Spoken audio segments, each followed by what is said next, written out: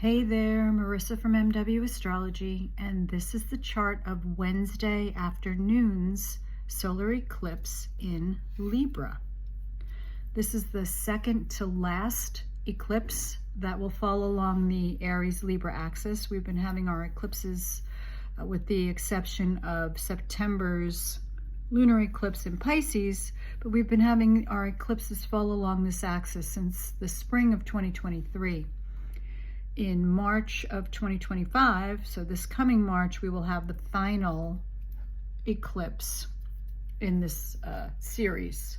And so the themes of the Aries-Libra axis, the themes of these eclipses, has been self and other. And when we're dealing with Aries, we're dealing with an individuality. We're dealing with the self. How does the self show up? It is spirit in physical form. When we move to the Libra side of the axis, we are dealing with how that self, that individual, shows up in relationship to important others. So Libra is about balancing the self with the needs of the relationship, with the needs of important others in your life. We know this is a solar eclipse. It's a new moon eclipse because the sun and the moon are at 10 degrees of Libra. And so that's a concentrated Libra energy. So the emphasis is on how do you deal with your relationships. Libra is the cardinal air sign. So air signs tend to be quite objective. They are mentally focused. Libra's symbol is the only non-living symbol in the zodiac. It is the symbol of the scales. And that kind of speaks to Libra's propensity to be objective and to deal with the balancing of the situation. Is everything fair? For Libra too, it's a theme of what is reflected about me by my important others. Because a lot of times we project some of our shadow aspects onto the important others in our lives, right? We don't like an aspect of ourselves. In fact, we dislike it so much that we don't even see it within us. It is in the shadows. We are blinded to us. But we project it, therefore, onto others because it's just a type of energy, and energy always has to be expressed. So in relationships, in your important relationships, we're talking about close relationships with Libra. We're talking about partners. We're talking about spouses. We're talking about best friends, counselors, advisors who you go to for information.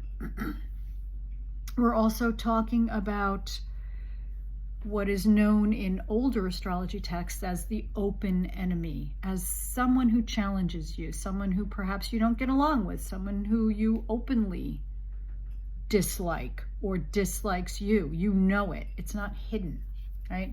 And these special relationships are often the ones that are showing you your shadow in the most clarity. And so during this solar eclipse, we have an opportunity to experience ourselves in relationship in a new way. Solar eclipses are usually for starting things. So this is about maybe recognizing old patterns of relating, how they're not serving us, how they are perhaps reactive, and moving beyond them, making a choice to show up more authentically. You know, some of the questions to consider under this new moon are, what are the old ways that you tend to show up that sabotage your relationships? Are you able to be present with yourself, to advocate for your needs and your priorities in your close relationships? Or do you hold back? Do you maybe play the role of doormat or victim? Feel like you are not being taken into account? This is a south node eclipse, and what that essentially means, without going into the particulars of how it becomes a south node eclipse, but the bottom line is south node eclipses are meant to show you old patterns that you have outgrown. They're default settings, and they are no longer serving you. They are, however, extremely comfortable because that's what a default setting is. So it's time to bring into your own awareness, your consciousness, where in your relationships you are not receiving what you think you need, or not showing up as your most authentic self. The sun and the moon are really close to Mercury here. They're conjuncting it. So there's a lot of thought going on. Mercury is the planet of information processing and communication. There's a lot of thought, and there's a lot of opportunity to express those thoughts about your relationships and about what you want from relationships in general, as well as perhaps what is happening within your current relationships. The challenge with Mercury in Libra is that sometimes it can overthink, try really, really hard to make sure that it's saying things exactly right, and therefore get gummed up and lose the opportunity to even have the conversation. So while Mercury in Libra tends to express itself graciously, tactfully, diplomatically, if you find yourself dithering about the exact right way to say things, or even if you should say them, that's a pattern that you're going to want to look into.